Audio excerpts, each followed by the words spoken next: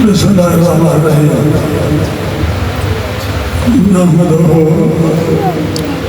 ونصلی ونسلم علی رسولہ الکریم اما بعد اعوذ باللہ من الشیطان الرجیم بسم اللہ الرحمن الرحیم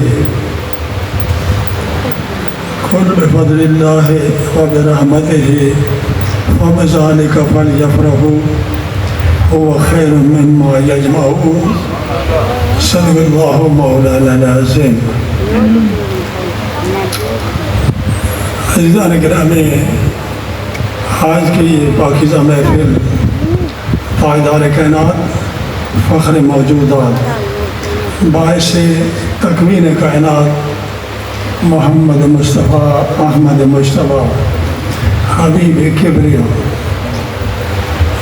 امام الانبیاء صلی اللہ علیہ وسلم کی ذکر پاک کی محفل ہے، اور اللہ کے محبوب کا ذکر ایک اعلیٰ عبادت ہے، اور اس کی دلیل قرآن کی آیت ان اللہ و ملائکتہ یصلون علی النبی یا ایھا الذین آمنوا صلوا علیہ وسلموا تسلیما۔ بے شک اللہ اور اس کے فرشتے نبی پر درود پڑھتے ہیں۔ یہ خصوصیت صرف اللہ کے محبوب کی ہے، پہلے انبیاء کے لیے کسی آسمانی کتاب کے اندر یہ آیت نہیں آئی۔ بے شک اللہ اور اس کے فرشتے نبی پر درود پڑھتے ہیں۔ اے ایمان والو، تم درود بھی پڑھو، بار بار سلام بھی پیش کرو۔ اور درود کیا ہے؟ ذکر مصطفیٰ ہے، اور یہ وہ ذکر ہے، یہ وہ عبادت ہے جو رد نہیں ہوتی۔ تفاسیر میں ہے کہ رب تعالیٰ درود کیسے پڑھتا ہے، تو علماء نے لکھا ہے کہ خالق کائنات فرشتوں کے سامنے اپنے حبیب کا ذکر کرتا ہے، اور فرشتوں کا درود یہ ہے کہ رب کی بارگاہ میں درخواست کرتے ہیں کہ مولا کریم اپنی شان کے مطابق اپنے حبیب کے مرتبہ و مقام کے مطابق اس پر رحمتیں اور برکتیں بھیج۔ اور ایمان والوں کو کہا جاتا ہے سلو، درود پڑھو۔ ہم کیا کہتے ہیں؟ اللہم صلی، خدا تو پڑھ۔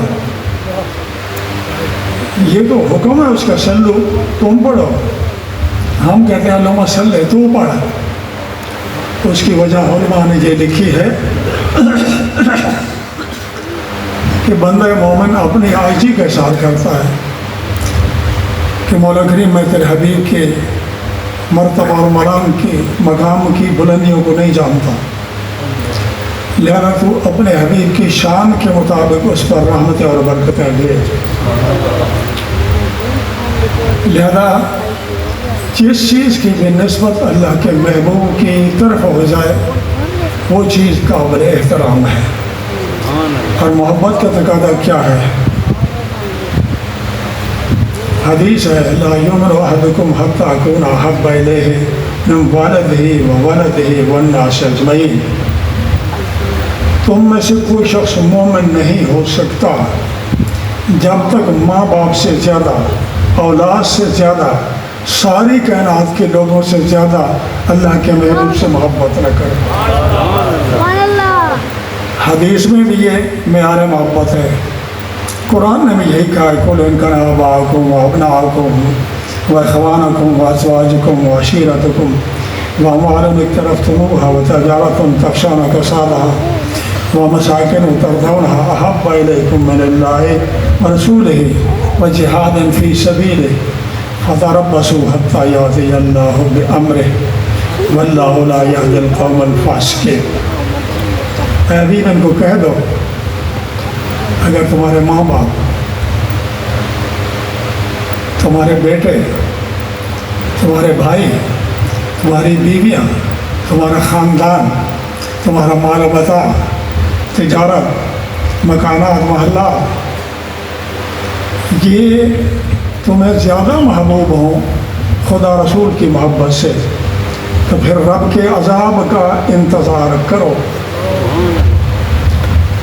بلکہ رب تعالیٰ نے پھر آگے آخر واللہ ولا یہدی القوم الفاسقین، یعنی وہ فاسق ہے، محبت کے معیار پر پورا نہیں اتر رہا، وہ نافرمانوں میں ہے۔ اور میں بتاؤں کہ محبت کا انداز کیا ہے۔ علامہ اقبال نے لکھا ہے بایزید بستامی کے بارے میں کہ کامل بستان در تقلید فرد اجتناب از خوردن خربوزہ کرد۔ حضرت بایزید بستامی کے سامنے کسی نے ہندوانہ پیش کیا تو انہوں نے کہا میں نہیں کھاتا۔ پیش کرنے والے نے وجہ پوچھی، اس نے کہا مجھے معلوم نہیں کہ اللہ کے رسول نے اسے چوڑائی میں کاٹا تھا کہ لمبائی میں کاٹا تھا، اس لیے میں اسے نہیں کھاتا۔ کہتے ہیں محبت کا یہ انداز، یہی قبول ہے، خالی نعرے بازی سے کام نہیں بن سکا۔ چلو میں موضوع سے پہلے آپ ہی سے پوچھ لیتا ہوں، اس وقت جو ذرائع ابلاغ ہیں، 57 اسلامی ملک ہیں، کہیں اسلامی قانون نہیں ہے، یہ پاکستان اسلام کے نام پر بنا ہے، کیا اس میں اسلامی قانون ہے؟ نام کیا ہے؟ اسلامیہ جمہوریہ پاکستان۔ عدالتوں کے اندر انگریز کا قانون، پارلیمنٹ کے اندر انگریز کا قانون، پولیس کے پاس انگریز کا قانون، ہر شعبہ زندگی میں انگریز کا قانون۔ کسی سرکاری دفتر میں چلے جائے بغیر رشوت کے تمہارا کام نہیں ہوتا۔ یہ کیسا اسلام ہے؟ 57 اسلامی ملکوں میں اسلام نہیں ہے۔ ذرائع ابلاغ کی بات میں کر رہا تھا، یہ دنیا واقعی گلوبل ولیج بن چکی ہے۔ آپ کا موبائل روس میں بیٹھے ہوئے دوست کی آواز سنتا ہے، امریکہ میں بیٹھے دوست کی تصویر دیکھتا ہے۔ سہ جنی بڑی ترقی کر گئی ہے، جو ٹی وی کے چینل ہیں ہزاروں کی تعداد میں، موبائل پر بھی آپ کو مولوی سنائی دیتے ہیں، اخبار جمعہ کا نکلتا ہے اس میں بھی کوئی دین کی بات ہوتی ہے، مذہبی رسائل بے شمار ہر مکتب فکر کے، وہابیوں کی تبلیغی جماعت ہے، بریلیوں کی یہ دعوت اسلامی ہے، یہ مدارس کے نظام آپ دیکھ رہے ہیں۔ اس وقت جو ذرائع ابلاغ ہیں پہلے زمانے میں وہ نہیں تھے، اپنی بات پہنچانے کا ذریعہ۔ تو میں پوچھتا ہوں کہ یہ تبلیغی اجتماع بھی ہیں، جلسے بھی ہیں، بڑے بڑے رسائل ہیں، لیکن کیا پاکستانی قوم اخلاق میں آگے جا رہی ہے کہ پیچھے جا رہی ہے؟ پیچھے جا رہی ہے، آگے نہیں جا رہے ہیں۔ پوری امت مسلمہ زوال میں ہے، اور زوال کی وجہ کیا ہے؟ کہ جو بات زبان سے ہم کہتے ہیں وہ دل میں نہیں ہے۔ علامہ اقبال نے کہا ہے شب پیش خدا بگری سمزار مسلمانہ چر ہزارن بخارن ندا آمد کہ ندانے کی قوم دل دارن میں محبوب ندارن۔ علامہ اقبال کہتے ہیں کہ رات میں رب کی بارگاہ میں بڑا رویا کہ جہاں مسلمان ہیں وہی سے رخار ہو رہے ہیں۔ فلسطین کے اندر مسلمان حکومت پڑھ رہی ہے، کشمیر میں پڑھ رہی ہے، 57 ملک کیا کر رہے ہیں؟ جبکہ قرآن کہتا ہے جہاں مسلمان مظلوم ہے پوری امت پر جہاد فرض ہے، پوری امت مسلموں پر جہاد فرض ہے۔ یہ صرف زبانی خرچ ہے، جہاد کا نام نہیں لیتے، جبکہ قرآن حکم دے رہا ہے جہاں مسلمانوں پر ظلم ہو رہا ہے وہاں پوری امت مسلموں پر جہاد فرض ہے۔ علامہ اقبال کہتے ہیں میں بڑا ہو رہا ہے خدایا مسلمان ہی کیوں ذلیل و خوار ہے؟ ندا آمد نمی دانے کے قوم۔ تو جواب ملتا ہے کہ اقبال تم نہیں جانتے، یہ دل تو رکھتے ہیں، دل میں محبوب حجازی نہیں رکھتے۔ اس کے رسول میں موت بھی قبول ہے، زبانی۔ چلو آپ کے لیے دعوت فکر ہے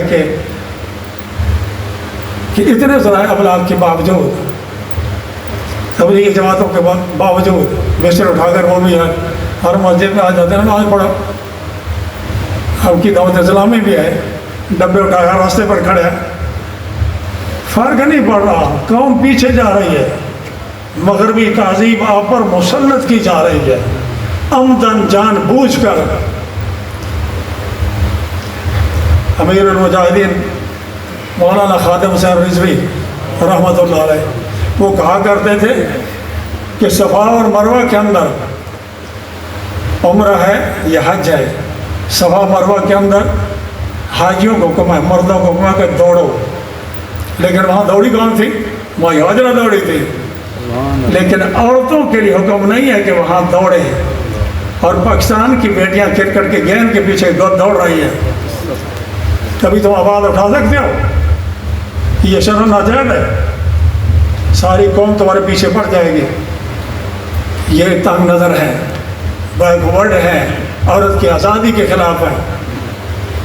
عزیزان گرامی، بس دعا کر سکتے ہیں خدا ہمارے حال پر رحم فرما۔ عرض کرنے کا مقصد تھا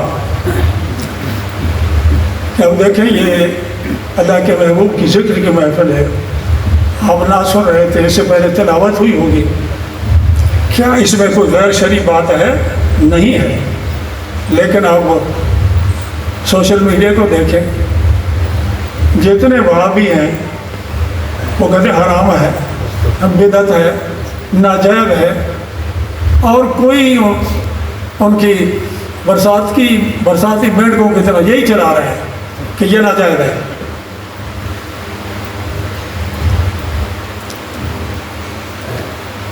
اللہ کے محبوب کے ذکر کو بھی اگر امت کے افراد کہیں کہ یہ بدعت ہے، ناجائز ہے، جبکہ اللہ کے محبوب کے ذکر سے اعلیٰ عبادت ہے، لیکن یاد رکھیں جس چیز کی نسبت اللہ کے محبوب کی طرف ہو جائے وہ قابل احترام ہے۔ جہاں تک حضرت خواجہ فخر الدین سیالوی رحمۃ اللہ علیہ وہ کہتے ہیں پلکوں سے در یار پہ دستک دینا، پلکوں سے در یار پہ دستک دینا، اونچی آواز ہوئی عمر کا سرمایہ گیا۔ صحابہ کرام اس طرح بیٹھتے ہیں جیسے ان کے سروں پر پرندے بیٹھے ہوں، انہیں کوئی آواز نہیں آتی تھی، اور قرآن نے بھی منع کرتا ہے یا ایھا الذین آمنوا لا ترفعوا اصواتکم فوق صوت النبی۔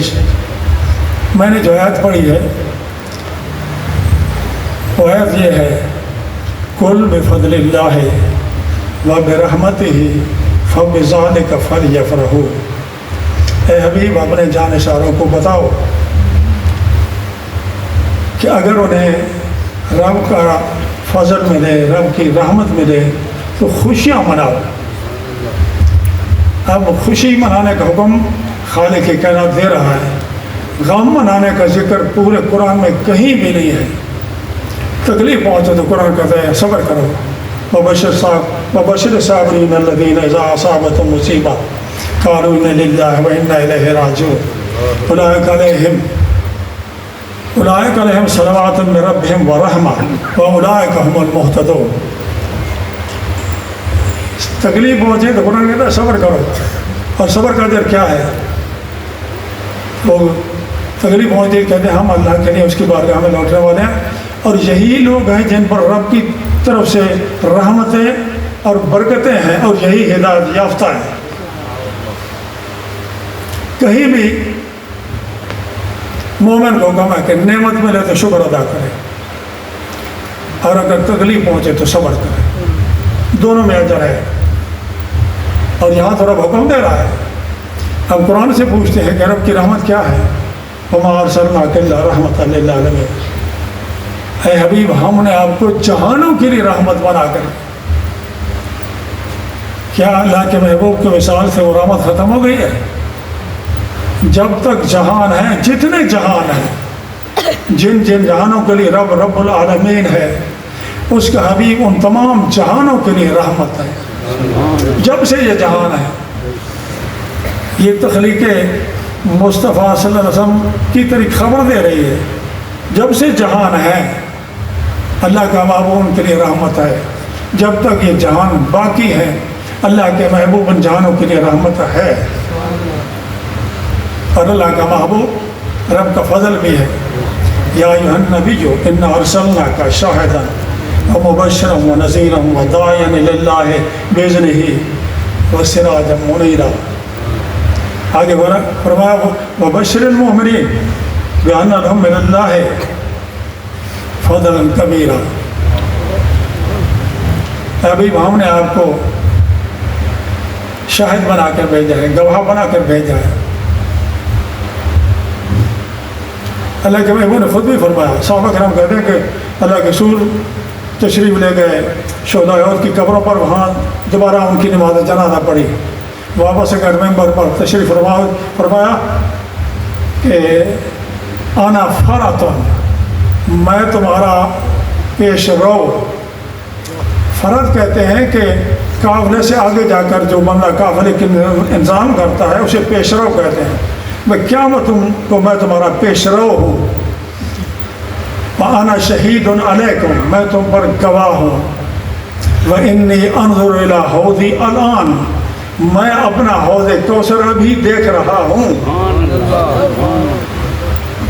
اور اوتیت مفاتیح خزائن الارض، اور زمین کے خزانوں کی چابیاں مجھے دے دی گئی ہیں. اور اللہ کے بھی فرمایا کہ لا اخاف ان تشرکوا بعدی ولکن اخاف ان تنافسوا فی الدنیا.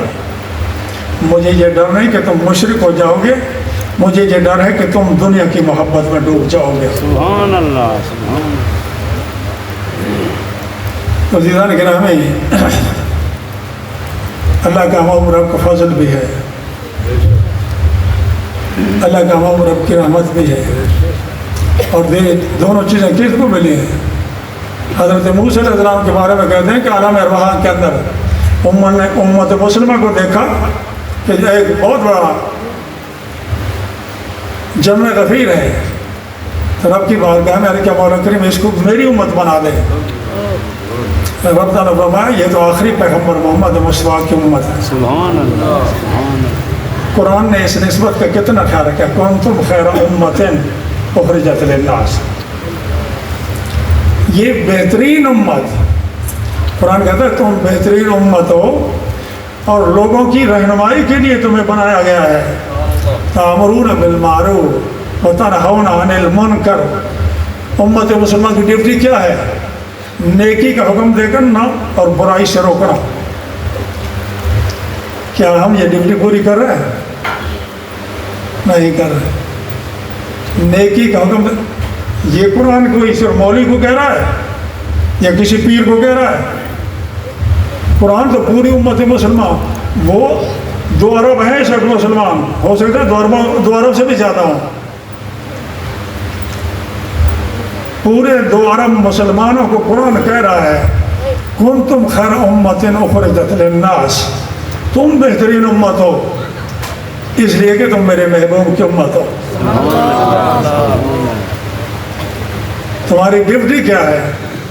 نیکی کا حکم دینا اور برائی سے روکنا. ہر بندے پر فرض جو عاقل بالغ ہے، یہ قرآن کا حکم ہے. لیکن اس حکم پر بھی ہم پورے نہیں اترتے.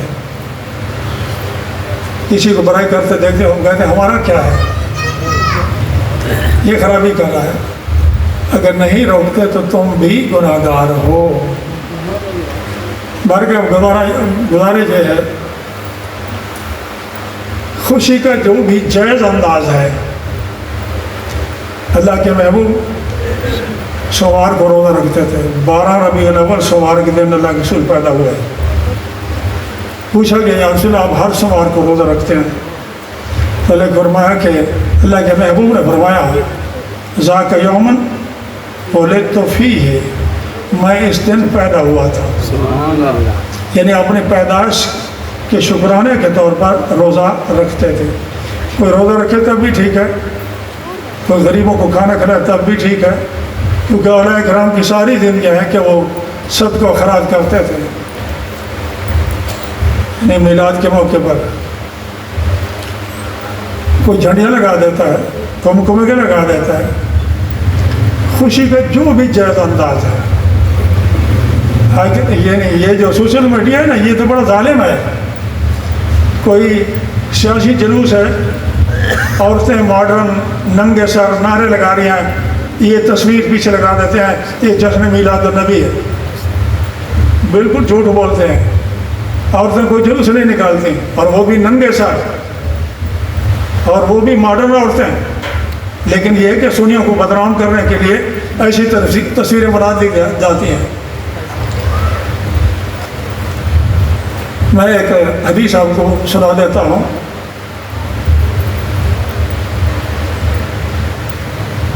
وہ ہے کہ اللہ کے رسول حضرت تبوک سے واپس آئے.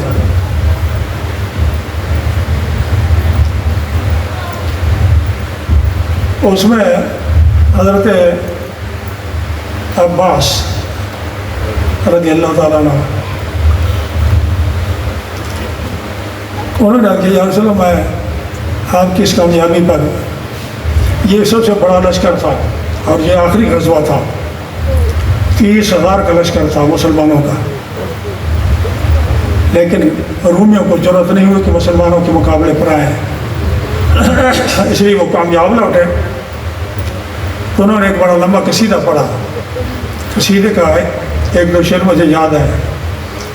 اس بات کو مولوی اشرف علی تھانوی نے لکھا ہے اس کی کتاب نشر الطیب کے اندر، اور اس کتاب کے بارے میں وہ لکھتا ہے، اس میں اللہ کے محبوب کی شان اس نے بیان کی ہے. نبی السلام کی نورانیت کی اس نے 14 حدیثیں لکھی ہیں، اور وہ کہتا ہے کہ پورے ہندوستان میں طاعون پھیلا، لیکن اس کتاب کی برکت سے تھانہ بون میرے علاقے میں، میری بستی میں طاعون نہیں پھیلا، اس کتاب کی برکت سے. اس نے اس قصیدے کو لکھا ہے، ورتن علی الخلیل مقتدما فی صلبہ فی صلبہ انت کیف یحترق. یا رسول اللہ، جب ابراہیم علیہ السلام کو نار نمرود میں ڈالا گیا تو آپ کا نور حضرت ابراہیم علیہ السلام کی پشت میں تھا، اس لیے ابراہیم علیہ السلام کو آگ نے نہیں جلایا. یہاں بعد مولوی اشرف علی تھانوی لکھ رہا ہے، وہ بھی قابل توجہ ہے. وہ کہتا ہے حدیث کی 3 قسمیں ہیں، ایک حدیث قولی، اللہ کے رسول کا فرمان، ایک حدیث فعلی، اللہ کے رسول کا کام، ایک ہے تقریری، اللہ کے محبوب کے سامنے کوئی کام کیا گیا، اللہ کے محبوب نے منع نہیں کیا تو وہ کام بھی حجت ہے، دلیل ہے، جائز ہے. اللہ کے رسول کے سامنے یہ شعر قصیدہ پڑھا گیا. اللہ کے محبوب نے چچا عباس کیا کہہ رہے ہو، میں تو تمہارے سامنے پیدا ہوا اور تم کہہ رہے ہو کہ میں حضرت ابراہیم کی پشت میں میرا نور تھا. ان کا آخری شعر ہے، انت لما ولدت اشرقت الارض وضاءت بنورک الافقی. یا رسول اللہ، جب آپ پیدا ہوئے تو زمین روشن ہو گئی اور آپ کے نور سے آسمان کے کنارے بھی روشن ہو گئے. یہ پاکستان اسلامی ملک ہے، سرکاری طور پر میلاد مناتا ہے، سوائے سعودی عرب کے تمام اسلامی ممالک میلاد مناتے ہیں. پاکستان بھی سرکاری طور پر میلاد مناتا ہے. 12 ربیع الاول کو ہر صوبے کے اندر 21 اور 30 تحفوں کی سلامی دی جاتی ہے اور حکومت کے خرچے پر بہت بڑی کانفرنس، سیرت النبی کانفرنس ہوتی ہے. اس دفعہ سیرت کانفرنس میں مولوی فضل الرحمان تقریر کر رہا تھا اور اس کے الفاظ بھی میں نے تو ادھر سوشل میڈیا پر سنا نا. وہ کہہ رہا تھا کہ اللہ کے محبوب کے نور سے کائنات روشن ہو گئی. نعرہ تکبیر، نعرہ رسالت، جشن عید میلاد النبی، جشن عید میلاد النبی. اب دیکھیں، یہ کہتے ہیں بھائی صحابہ کرام نے میلاد نہیں منایا، بدعت ہے، حرام ہے، ناجائز ہے.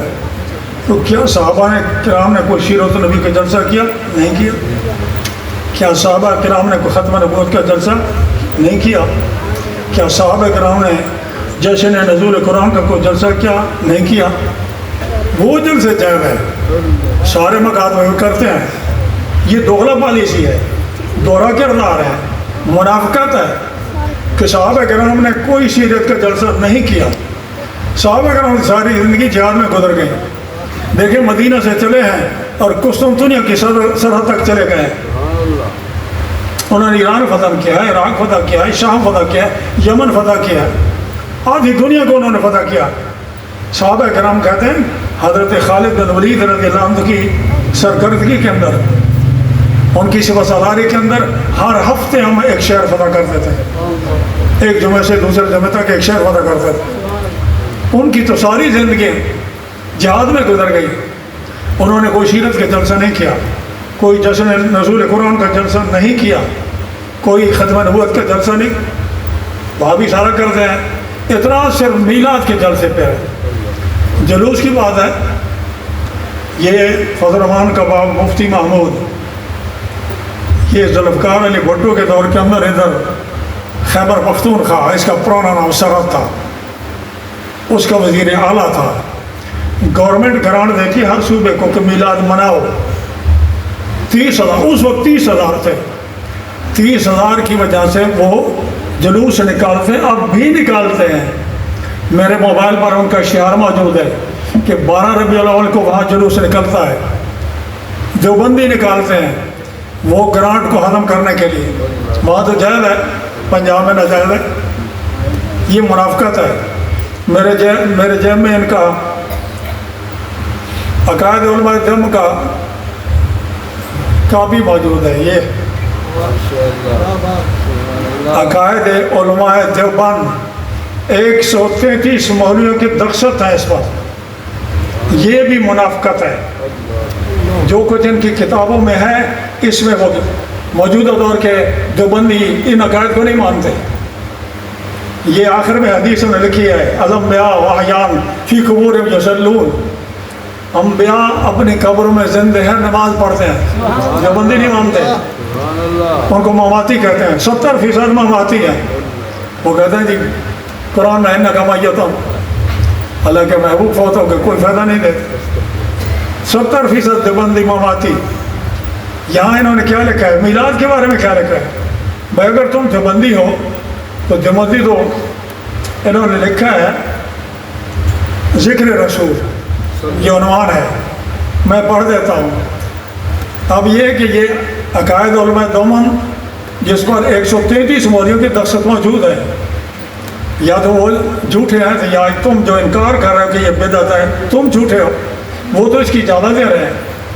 یہ کہتے ہیں کہ وہ تمام حالات جن کا حضور اکرم صلی اللہ علیہ وسلم سے ذرا سا بھی تعلق ہو, ان کا ذکر نہایت پسندیدہ اور اعلیٰ درجے کا مستحب ہے, چاہے آپ علیہ الصلوۃ والسلام کی ولادت مبارکہ کا ذکر ہو. یہ تو کہتے ہیں میلاد منانا چاہے ان کا پیر و مرشد حاجی امداد اللہ مہاجر مکی, وہ کتاب میرے پاس پڑھی ہے فیصلہ ہفتہ مسئلہ, وہ کہتا ہے کہ میں ہر سال میلاد مناتا ہوں. پیر کہتا ہے میں ہر سال میلاد مناتا, اور پیر سے کو کیا کہتے ہیں, اس کے القاب پڑھو تو آدھے صفحے پر القاب ہیں, غوث زماں اور قیوم زماں, بڑے القاب دیے ہیں. اور اس کے لیے انہوں نے ایک کتاب بھی لکھی ہے کرامات امدادیہ, مولوی شریف تھانوی نے لکھی ہے, وہ کتاب بھی میرے پاس پڑھی ہے. اس پیر کامل جو میلاد مناتا تھا, اور وہ کہتا ہے میں کھڑے ہو کر صلی اللہ علیہ وسلم پڑھتا ہوں. اور یہ مطلب کہتے ہیں بدعت جس پیر کو تم مانتے ہو, یہ پتہ نہیں غلطی کسی نے کی ہے, رشید احمد گنگوہی نے کی ہے. اس نے کہا کہ میلاد ناجائز ہے, یہ کنہیا کے جنم دن کی طرح, اس کو تو مانتے ہو, پیر کی بات نہیں مانتے. پیر واقعی ان کا جو ہے وہ کامل ولی تھا. میں اس کی کرامت بھی بتاتا ہوں آپ کو. تاجدار گھوڑا جب حج پر گئے نا, حاجی امداد اللہ مہاجر مکی وہاں تھا, اور یہ مصری شریف پڑھاتا, جلال الدین روم کی مصری پڑھاتا تھا. تاجدار گھوڑا نوجوان تھے, آپ اس میں پھر چلے گئے تو کسی وہاں طالب علم نے حاجی امداد اللہ مہاجر مکی سے کسی شعر کی تشریح پوچھی. استاد کو سمجھ نہیں آئی، تاجدور گوڑا نے وضاحت کی کہ یہ کیا پوچھنا چاہتا ہے۔ تو حاجی امداد اللہ نے کہا کہ جو سوال کر رہا ہے جواب وہی دے۔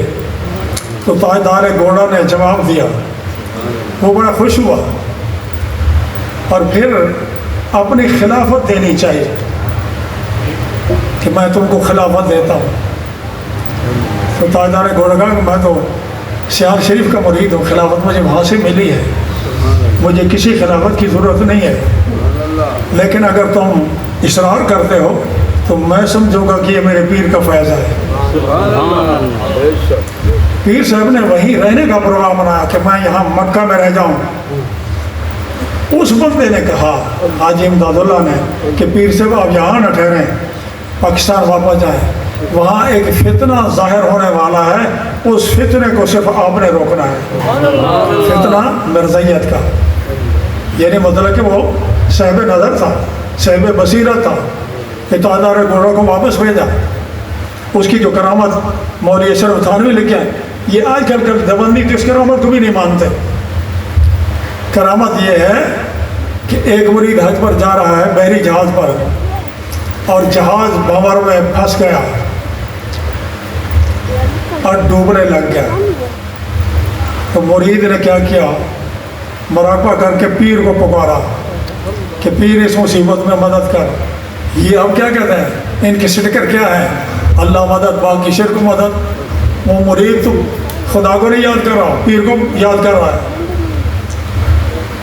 وہ کہتا ہے کہ مجھے اونگ آ گئی، میں نے دیکھا کہ حاجی حضرت حاجی امداد اللہ مہاجر مکی، انہوں نے جہاز کو کندھا دیا ہوا ہے اور جہاز اوپر آ رہا ہے اور جہاز سطح سمندر کے برابر ہو گیا۔ میری آنکھ کھل گئی، میں نے لوگوں کو کہا کہ بھائی مبارک ہو، جہاز بچ گیا۔ واقعی جہاز بچ گیا، ڈوبا نہیں۔ وہ کہتے ہیں میں نے وقت لکھا، تاریخ لکھی، دن لکھا۔ حج کے بعد میں اپنے پیر و مرشد کی خدمت میں حاضر ہوا اور ان کے خادم خاص سے پوچھا کہ فلاں تاریخ کو فلاں دن اس وقت پیر صاحب کیا کر رہے تھے؟ تو مرید نے کہا کہ بھائی اپنے حجرے سے پیر صاحب نکلے، ان کے ہاتھ میں ایک گیلی دھوتی تھی، مجھے دی کہ سوکھنے کے لیے ڈال دو۔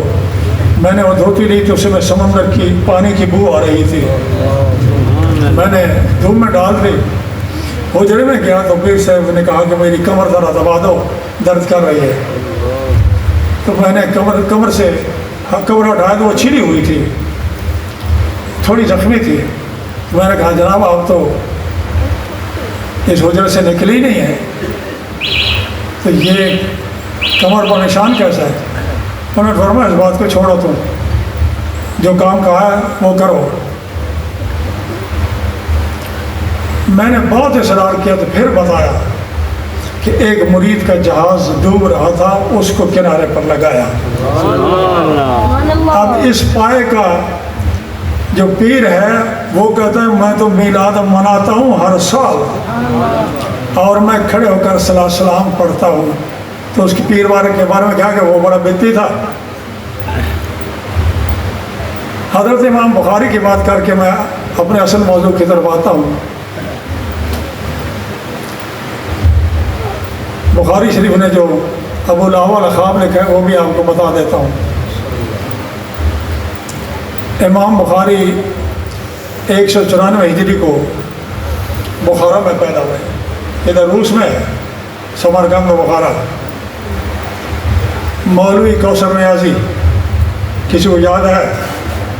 ذوالفقار علی بھٹو کا وزیر مذہبی امور تھا، ماڈرن مولوی تھا، دیوبندی مکتب فقہ سے تعلق رکھتا تھا۔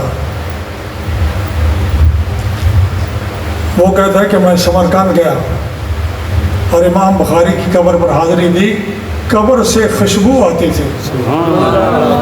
تو میں نے وہاں جو خادم تھا اسے پوچھا ہے کہ کیا تم اس قبر پر کوئی عطر وغیرہ چھڑکتے ہو، کوئی عطر وغیرہ ڈالتے ہو، کوئی خوشبو ڈالتے ہو؟ انہوں نے کہا نہیں بھائی ہم تو کوئی عطر نہیں ڈالتے، ویسے ہی اس قبر سے خوشبو آتی ہے۔ امام بخاری کو 2 لاکھ حدیثیں یاد تھیں، اور ان کے حالات زندگی میں ہے کہ وہ پیدا ہوئے تو اندھے تھے، 10 سال تک اندھے رہے۔ ان کی ماں نے خواب دیکھا، اور خواب کے اندر حضرت ابراہیم خلیل اللہ علیہ السلام کی زیارت ہوئی۔ تو ماں نے درخواست کی کہ اللہ کے نبی میرے بیٹے کے لیے دعا کر، اسے آنکھیں مل جائیں۔ تو حضرت ابراہیم علیہ السلام کی دعا سے اس کو آنکھیں مل گئیں، یعنی ایک نبی کی دعا کے وسیلے سے آنکھیں مل گئیں۔ بڑے ذہین تھے، 4000 آپ کے اساتذہ ہیں، آپ نے چل پھر کر آپ نے علم حاصل کیا، 2 لاکھ حدیثیں آپ کو یاد تھیں۔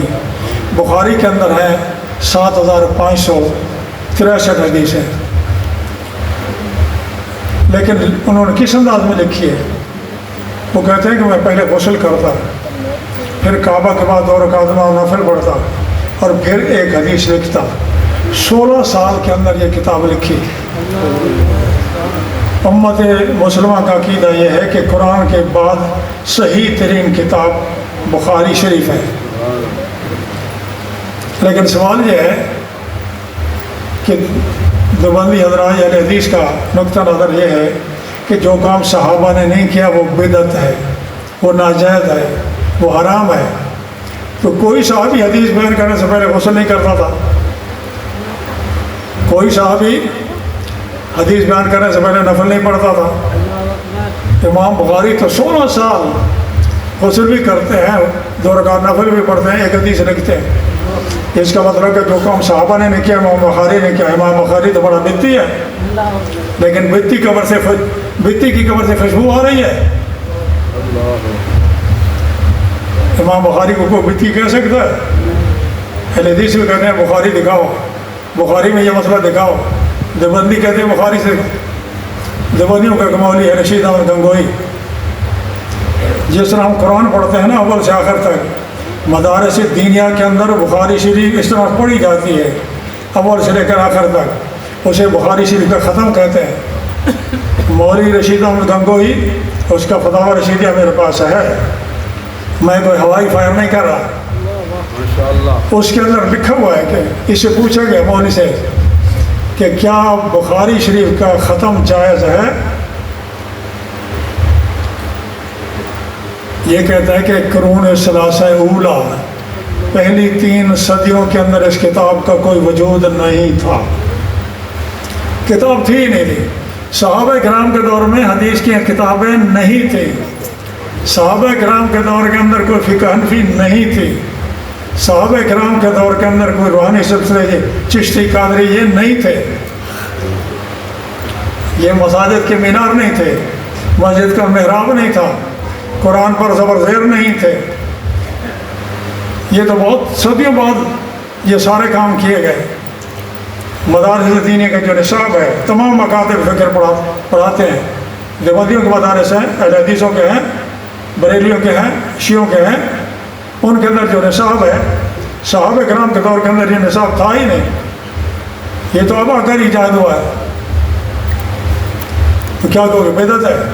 وہ مولوی کہتا ہے قرون ثلاثہ اولا، پہلی 3 صدیوں میں بخاری کا کوئی نام و نشان نہیں تھا، لیکن بخاری کا ختم کرنا ثواب ہے۔ جہاں اپنا مطلب ہے وہاں ثواب ہے، جہاں اپنا مطلب نہیں ہے وہاں جی بدعت کا نعرہ لگا دیتے ہیں۔ ہاں، میں آپ کو امام بخاری نے جو حدیث لکھی ہے، میں آج بھی سن رہا تھا، ادھر بکھر کا خضر یاد بکھروی ہے، بڑا زبان دراز، وہ کہتا ہے میلاد، پہلا میلاد بنانے والا تو جہنمی ہے، یہ اس کا انداز تھا، میلاد بنانے والے جہنمی ہیں۔ اس کا مطلب تیرا پیر حاجی احمد اللہ کے بارے میں کیا کہو گے؟ حضرت شاہ ولی اللہ محدث دہلوی، اس وقت یہ نجدیوں کی حکومت نہیں تھی، اس وقت ترکیوں کی حکومت تھی، وہاں میلاد 12 ربیع الاول کو میلاد پڑھا جاتا تھا، خانہ کعبہ کی مسجد حرام میں شاہ ولی احمد دہلوی کہتے ہیں کہ 12 ربیع الاول کو میں مکہ میں تھا، ساری رات علماء کرام تقاریر کرتے رہے، نعتیں پیش کرتے رہے۔ صبح کے قریب یہ پورا جلوس اس مکان کی طرف گیا جس مکان میں اللہ کے رسول پیدا ہوئے تھے۔ وہاں جا کر گورنر نے ان علماء کرام کو خلطیں یعنی کوئی دستار بندی کی، کوئی جمعہ وغیرہ دیا، اور پھر یہ جلوس واپس نماز کے لیے آیا۔ شاہ ولی اللہ محمد دہلوی کہتے ہیں میں نے دیکھا کہ اس جلوس پر بڑی نورانیت ہے، میں نے غور کیا تو وہ فرشتوں کا نور تھا۔ اگر جلوس والے بدتی ہیں تو فرشتے وہاں کیا کر رہے ہیں؟ اور لکھنے والا شاہ ولی اللہ محمد دہلوی جس کے اہل حدیث مانتے ہیں، دیوبندی مانتے ہیں، بریلوی بھی مانتے ہیں، مستند شخصیت، وہ اپنے باپ کے بارے میں لکھ رہا ہے انفاس العارفین کے اندر۔ وہ کہتا ہے میرا باپ شاہ عبد الرحیم ہر سال میلاد مناتا تھا، وہ بھی اللہ کا ولی تھا۔ ایک سال اس کے پاس پیسے نہیں تھے، تھوڑے تھے، بازار سے بنے ہوئے چنے خریدے، ان پر فاتح پڑی، غریبوں میں تقسیم کر دیے۔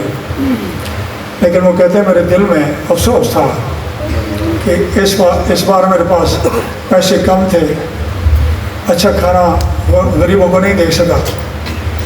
وہ کہتا میں رات کو سویا، اللہ کے محبوب کی محفل سجی ہے اور وہ بھنے ہوئے چنے اللہ کے رسول کے سامنے پڑے۔ وہ اس پائے کا ولی تھا، بیمار ہو گیا، اسے خبر دی گئی کہ تیرے بیمار پرسی کے لیے اللہ کا رسول تشریف لا رہا ہے۔ تو اس نے اپنے گھر والوں کو کہا میرے کمرے سے نکلو، میری چرپائی اس طرح بچھاؤ۔ گھر والے دوبارہ چلے گئے، اللہ کے رسول تشریف لائے، اللہ کے رسول نے ان کے لیے دعا کی، وہ ٹھیک ہو گئے۔ تو حضرت شاہ عبد الرحیم کہتے ہیں کہ یا رسول اللہ اگر کوئی مجھ سے پوچھے کہ یہاں اللہ کے رسول تشریف لایا، تیرے پاس دلیل کیا ہے، کوئی ثبوت کیا ہے؟ اللہ کے رسول نے اپنے ریش مبارک پر ہاتھ پھیر کر ریش مبارک کے 2 بال مجھے عنایت کیے۔ اللہ کے میں تشریف لے گئے، گھر والے آئے تو شاہ عبد الرحیم رحمۃ اللہ رو رہے تھے۔ گھر والے نے کہا بھائی یہ تو خوشی کا مقام ہے کہ اللہ کے محبوب کی زیارت کی ہے، ان کی دعا سے تو ٹھیک ہو گیا ہے، رو کیوں رہا ہے؟ تو انہوں نے کہا کہ میں تو خوشی سے رو رہا ہوں کہ اللہ کے محبوب نے اپنے 2 بال مبارک بھی مجھے عطا کیے۔ اور شاہ ولی اللہ محمد دہلوی کہتے ہیں ایک بال میرے والد نے مجھے بھی عطا کیا۔ اللہ کے محبوب کے بال مبارک صحابہ میں تقسیم کیے گئے۔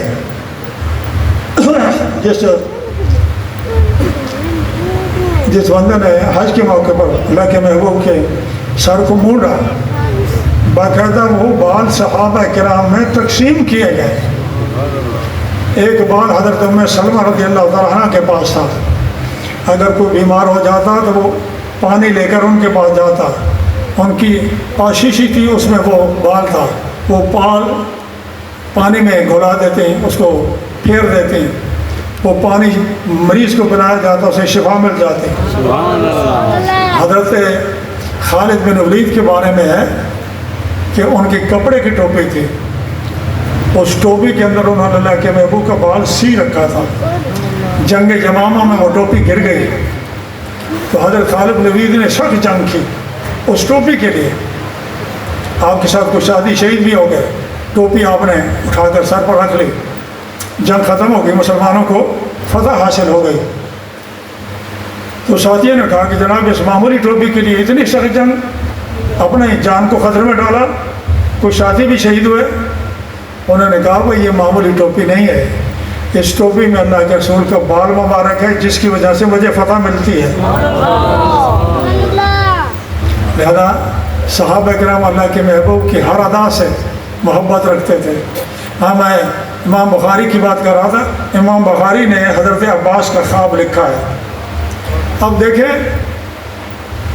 یہ جو حضرت بکھروی ہے زبان دراز، تو بڑا عالم ہے کہ امام بخاری بڑا عالم ہے جس کو 2 لاکھ حدیثیں یاد تھیں، بہت زیادہ نیک ہے, پرہیزگار ہے, متقی ہے, جس کی قبر سے خوشبو آ رہی ہے, اب بھی آ رہی ہے, یا تو بڑا عالم ہے. امام بخاری نے اس خواب کو ذکر کیا ہے کہ حضرت عباس نے خواب دیکھا. ابو لہب کے بارے میں جو ہے, یہ نبی السلام کا سگا چچا ہے ابو لہب, لیکن انتہائی مردود شخص تھا. اسلام کی سب سے زیادہ مخالفت اسی نے کی ہے. اس کے بارے میں ہے کہ جہاں اللہ کے رسول تشریف لے جاتے یہ پیچھے جاتا, کہتے اس کی بات نہ سنو. اللہ کے محبوب محمد عربی صلی اللہ علیہ وسلم پر یہ آیت جب اتری, وَأَنذِرْ عَشِيرَتَكَ الْأَقْرَبِينَ, اپنے قریبی رشتہ داروں کو بلاؤ. تو اللہ کے رسول نے بنو ہاشم کو بلایا, اور بنو ہاشم کے بارے میں بنو ہاشم کو کہا کہ میرے بارے میں تم کیا کہتے ہو؟ انہوں نے کہا ہم صادق اور امین ہیں. اب گھر میں کہوں پہاڑ کے پیچھے کوئی دشمن ہے. انہوں نے کہا ہم مان لیں گے کہ آپ نے کبھی جھوٹ نہیں بولا. انہوں نے کہا میں تمہیں کہتا ہوں کہ میں اللہ کا رسول ہوں, اللہ ایک ہے, اسی کی باتیں کرو, بتوں کی باتیں نہ کرو. پورا مجمع تو خاموش تھا. یہ ابو لہب یہ بول پڑا, نقل کفر نہ باشد, کہتا تب من لگا ارے حد اجماعتا نا, تیری لیے ہلاکت ہو, تو نے اسی لیے جمع کیا تھا کہ ہمارے خداؤں کو برا کہے. اور یہ بک بک کرتا چلا گیا. تو اس کی مذمت میں قرآن نازل ہوا ہے, پوری سورۃ لہب. تو ابو لہب کو کہا جاتا تھا بھائی اللہ کے رسول کی بات نہیں مانو گے تو آگے عذاب ہوگا. تو وہ کہتا تھا میرے بیٹے ہیں, میرے پاس مال ہے, میں پیسے اور بیٹے دے کر اپنا جان چھڑا لوں گا, اپنی جان بچا لوں گا.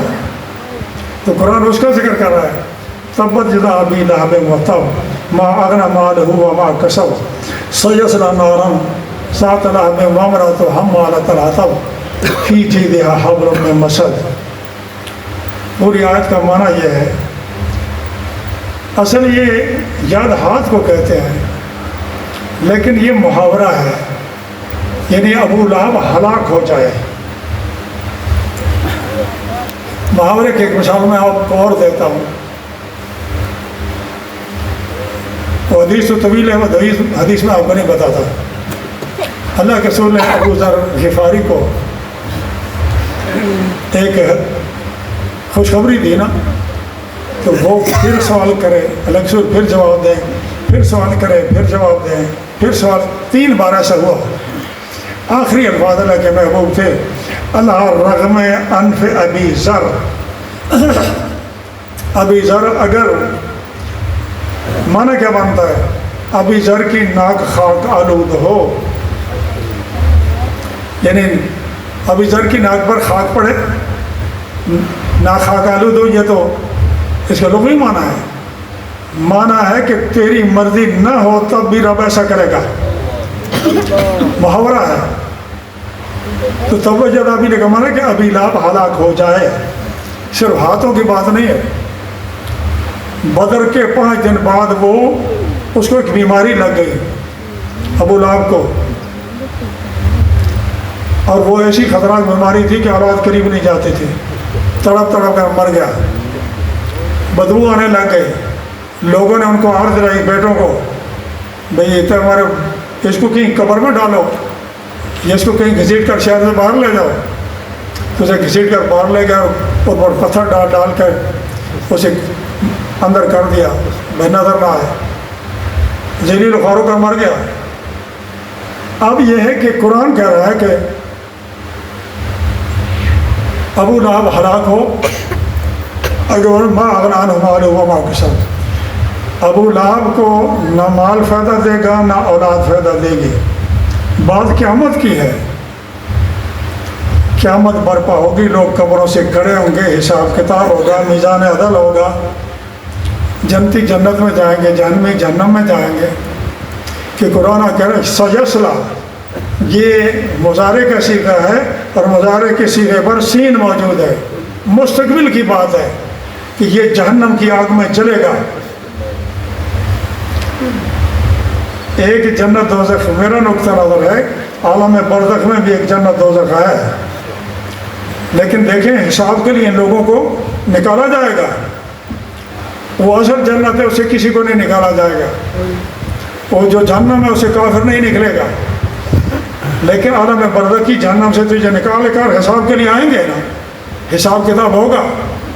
جس کے بارے میں شہید کے بارے میں ہے کہ شہید جنت میں ہے، وہ عالم برزخ کی جنت ہے.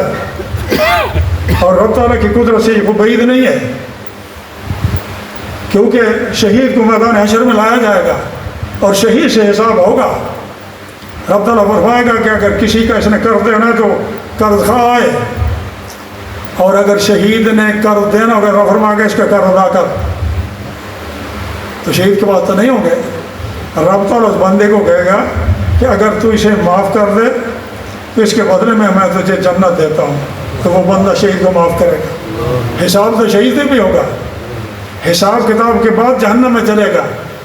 ابھی وہ تو عالم برزخ میں ہے، اور عالم برزخ عقل سے ماورا ہے.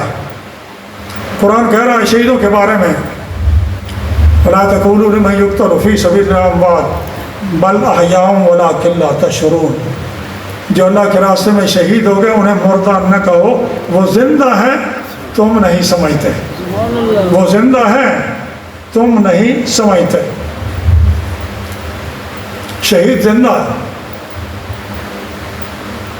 تو میں بات کر رہا تھا کہ عالم برزخ کے بارے میں حدیث میں اکثر جو پروگرام ہوتا ہے نا چینل یا کل کا، اس میں بتاتا ہوں کہ عالم برزخ میں جب بندہ پہنچتا ہے تو نکیرین آ جاتے ہیں، تین سوال کرتے ہیں من ربک ما دینک ما کنت تقول فی ھذا الرجل.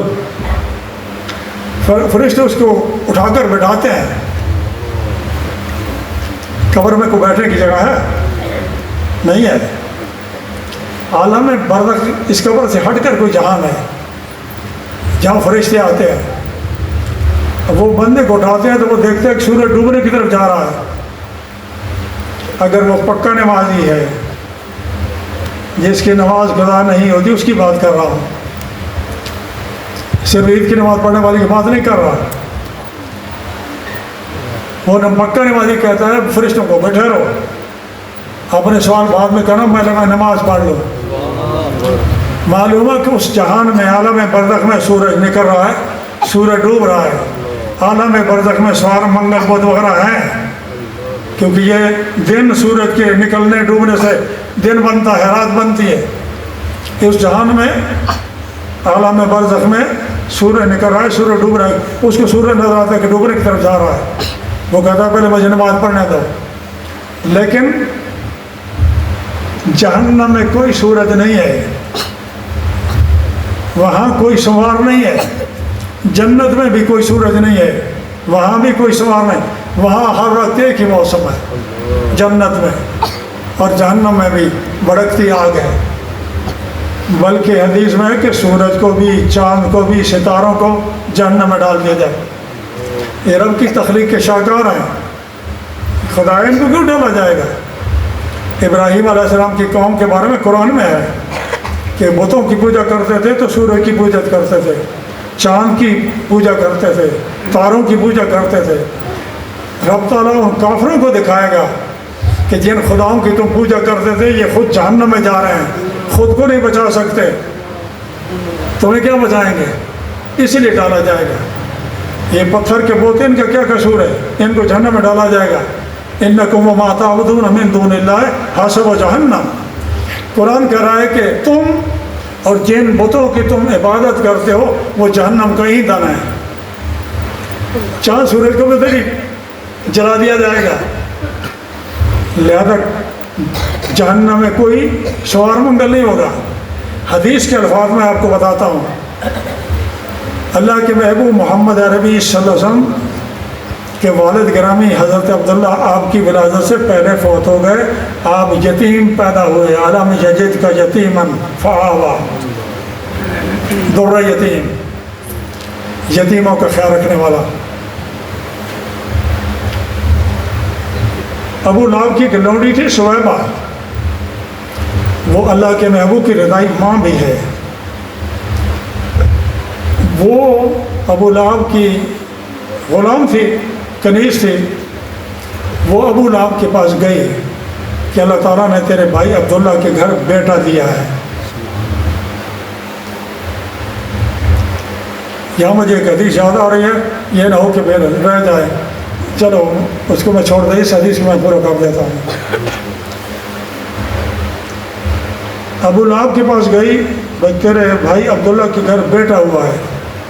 تو بھتیجے کی خوشی میں اللہ کے محبوب نے اعلان تو 40 سال میں کیا تھا نا، بھتیجا سمجھ کر اس لونڈی کو کہتا ہے کہ اس خوشخبری کی وجہ سے میں تجھے آزاد کرتا ہوں. وقت گزر گیا، ابو لہب نے تو سخت مخالفت کی. اس کی بیوی ام جمیل وہ بھی سخت مخالف تھی. سیصلی نارا ذات لہب وامرأتہ، اور اس کی بیوی حمالۃ الحطب چغلخور کو بھی کہتے ہیں، لیکن وہ جنگل سے لکڑیاں لاتی، کانٹے اٹھا کر لاتی تھی اور اللہ کے محبوب کے راستے میں کانٹے بچھاتی تھی. ایک دن وہ لا رہی تھی تو جبریل نے اس کے گٹھے کو، جو گٹھی سر پر گٹھا تھا لکڑیوں کا، اس کو دھکا دیا، مونج کی رسی سے اسے پھانسی میں مر گئی. مسد مونج کی رسی کو کہتے ہیں. یہ تو میاں بیوی کا حال ہے جو قرآن نے بیان کیا ہے. ابو لہب کے مرنے کے بعد، یہ غزوہ بدر کے 5 دن بعد یہ مر گیا تھا اور ذلیل خوار ہو کر مر گیا. ہاتھ ٹوٹنے کی بات جو ہے وہ بھابھی کہہ رہا تھا، تو وہ جی ہاتھ ہی ٹوٹ گئے تو وہ پانی کہاں سے پیتا ہے.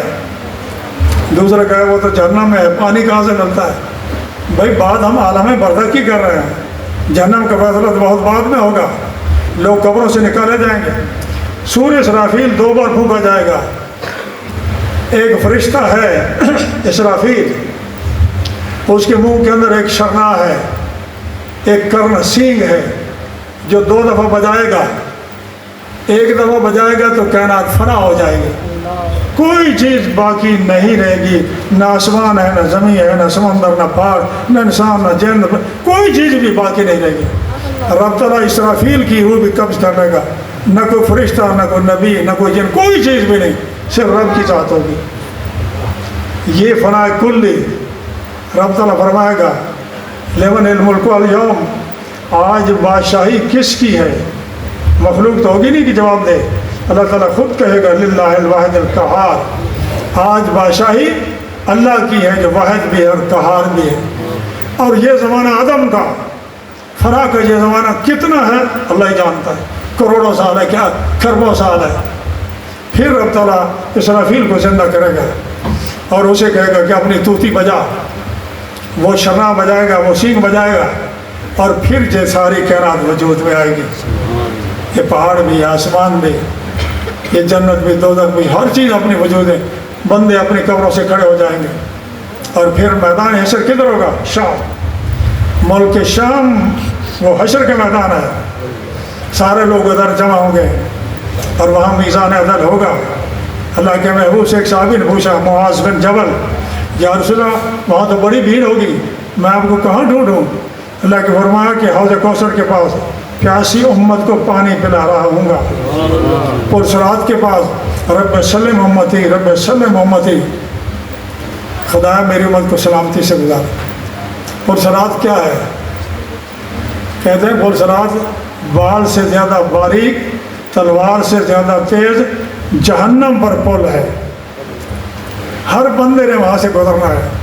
ہم بیاہ گزریں گے جیسے کوئی بجلی چمکتی ہے، کوئی ایسے گزریں گے جیسے ہوا چلتی ہے، کوئی ایسے گزریں گے جیسے گھوڑا سوار تیز رفتاری سے جاتا ہے، کوئی چل کر جاتا ہے، کوئی گھسٹ کر پار ہو جائے گا، اور کوئی پاؤں رکھیں گے تو جہنم میں چلے جائیں گے. کسی مولوی نے بیان کیا نا، وہ جہنم پر پل ہے، بال سے زیادہ باریک ہے اور تلوار سے زیادہ تیز ہے. تو حضرت کو بھیجوڑا ہے نا، وہ مولوی نے پیدا یہ مطلب ہے کہ اللہ خانو لنگھو نہیں دیتا. یعنی اتنا جو اگر تیز اور باریک ہے تو پھر تو مشکل ہو جائے گی. لیکن اللہ کے محبوب تمہارے لیے وہاں کھڑے ہوں گے، رب سلم امتی. اور میزان عدل کے پاس کسی امتی کا عمل کم ہوگا تو میں عمل پورا کر دوں گا. چلو میں آخری بات کرتا ہوں، کیونکہ میلاد کے واقعات بے شمار ہیں. اور تو سے تھکے بیٹھے سے لنگر ٹھنڈا تھی تب سے نعرہ تکبیر، نعرہ رسالہ، جشن عید میلاد النبی۔ امام بخاری نے اس بات کو بیان کیا ہے، باقی محدثین نے بیان کیا ہے، شیخ عبدالحق محدث دہلوی نے مدارج النبوت میں بیان کیا ہے، محمد بن عبد الوہاب نجدی انتہائی ظالم شخص، اللہ کے رسول نے اس کی خبر دی، وہ شیطان کا سینگ، اس کا بیٹا ہے عبداللہ، اس نے کتاب لکھی ہے مختصر سیرت رسول صلی اللہ علیہ وسلم، اس کے اندر اس نے بھی یہ واقعہ لکھا ہے۔ سب سے بڑی بات ہے کہ امام بخاری نے لکھا ہے کہ ابو لہب مر گیا، سال کے بعد حضرت عباس نے خواب میں اسے دیکھا اور پوچھا کیا حال ہے؟ اس نے کہا لم القا بعدکم خیرا، تم سے بچھڑ کر کوئی خیر نہیں دیکھی الا بے طاقتی سویبہ، سکی تو بے طاقتی سویبہ، میں نے اپنی لونڈی کو جس انگلی کے اشارے سے آزاد کیا تھا اس انگلی سے مجھے سوار کے دن پانی ملتا ہے اور مجھے سکون ملتا ہے، عذاب میں کوئی تخفیف ہوتی ہے۔ اب وہاں بھی اس امام بخاری والے واقعے کو بھی نہیں مانتے، وہ جی جہنم میں پانی کہاں سے آ گیا؟ بھائی جہنم کی بات نہیں ہے تو عالم برزخ کی بات ہے، وہ کہتا ہے سوار کو ملتا ہے۔ اور امام بخاری کو اگر یقین نہ ہوتا تو امام بخاری نے اسے لکھا کیوں ہے؟ اس کو دیگر محدثین نے کیوں لکھا ہے؟ تمہارے اس شیطان کے سینگ کا بیٹا کیوں لکھ رہا ہے؟ بر صغیر کا سب سے بڑا محدث مدارج النبوت کے اندر انہوں نے لکھا، ساتھ ایک شعر بھی لکھا ہے، دوستانہ کجا کنی محروم کہ تو با دشمنہ نظر داری، یا رسول اللہ وہ دشمن ہے، اس نے بھتیجا سمجھ کے خوشی منائی، اسے بھی آپ کی طرف سے فائدہ مل رہا ہے، اور آپ کا عاشق اگر آپ کا میلاد منائے تو یقیناً اسے فائدہ ہوگا۔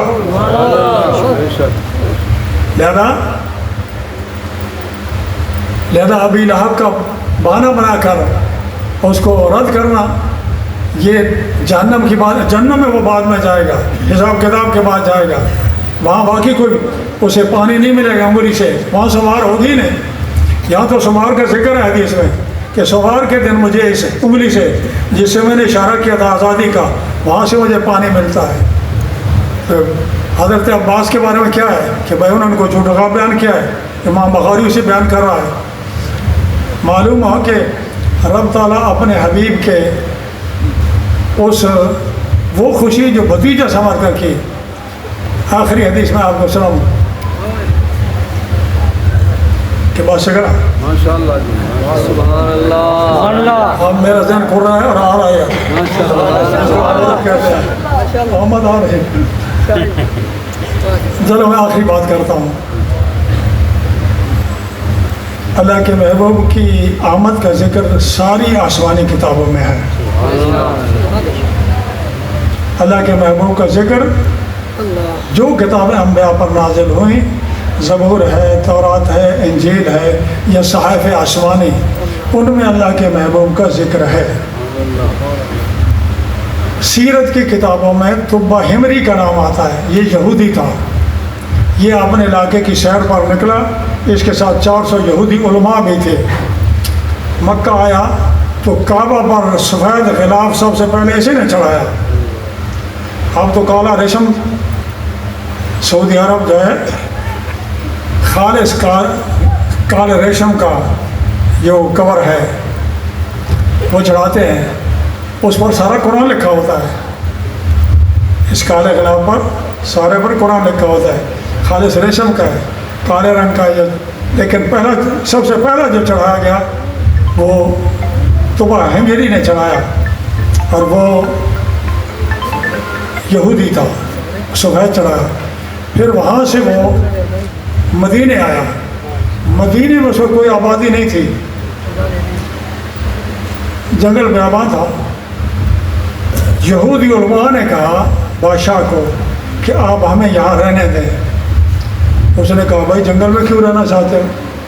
انہوں نے کہا کہ بھائی جو تورات میں لکھا ہوا ہے کہ آخری پیغمبر مکہ میں پیدا ہوگا اور یہاں یہ اس کی ہجرت گاہ ہے، یہاں آئے گا، ہم یہاں اس کا استقبال کریں گے، اس پر ایمان لائیں گے۔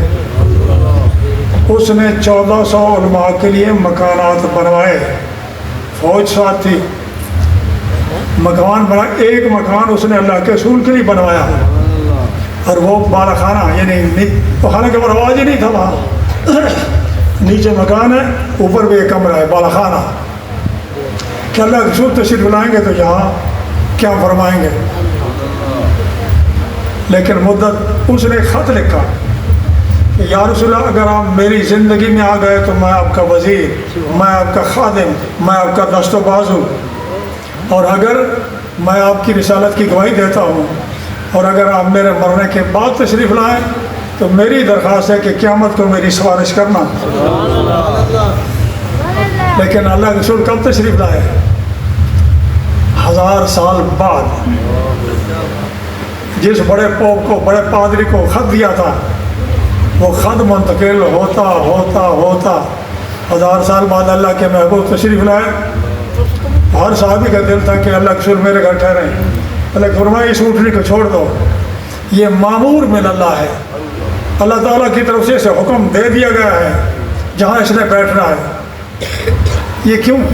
اگر اللہ کے رسول اپنی مرضی سے رہتے تو جو ہر صحابی دعوت دیں اس کا دل دکھی ہوتا کہ میں غریب تھا، میری پرواہ نہیں کی، اور فرمانا کسی کا دل نہیں دکھانا، اس اونٹنی کی باہر چھوڑ دو، اس کی گردن پر رکھ دو، جہاں اسے رب کا حکم ہوگا یہ وہاں بیٹھے گی۔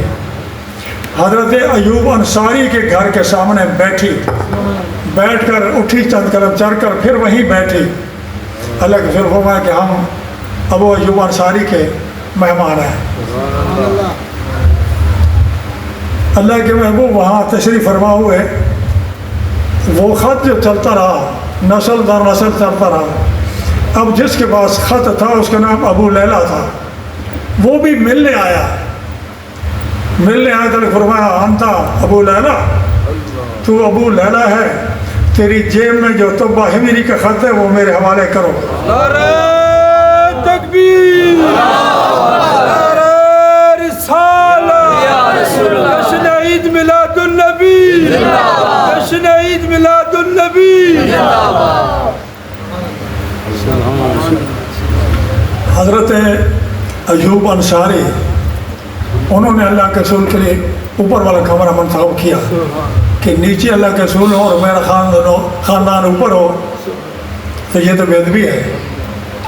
اللہ کے فرمانا جو لوگ مجھے ملنے آئیں گے اوپر انہیں تکلیف ہوگی، میں یہاں نیچے رہوں گا، تم اوپر ہوگے۔ تو اس دور کے مکان جو 1000 سال پہلے بنایا گیا تھا، اس کی کوئی چھت کنکریٹ کی نہیں تھی، کھجور کی چھڑی ہوتی تھی، اوپر کوئی گارا لگا دیتے تھے۔ سردیوں کے رات ایک صحابی کی محبت کا انداز بتا رہا ہوں۔ حضرت ایوب انصاری، اس کی بیوی ہے، بچے ہیں، ایک ہی کمبل تھا، سردی میں وہ کمبل اوپر ڈالتے تھے۔ اتفاق سے جو پانی کا گھڑا تھا وہ ٹوٹ گیا، اور خطرہ تھا کہ پانی نیچے جائے اور اللہ کے رسول کو تکلیف دے۔ انہوں نے اپنا سارا کمبل اس پانی پر ڈال دیا کہ یہ کمبل سارا پانی چوس لے اور نیچے پانی کا کوئی قطرہ نہ جائے۔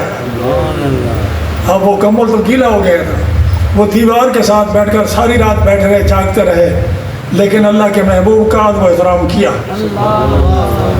فرش والے تیری شوکت کا علم کیا جانے، حضرت بریلوی کہتے ہیں فرش والے تیری شوکت کا علم کیا جانے، خسروا عرش پہ اڑتا ہے بھریرا تیرا کمال نلوا۔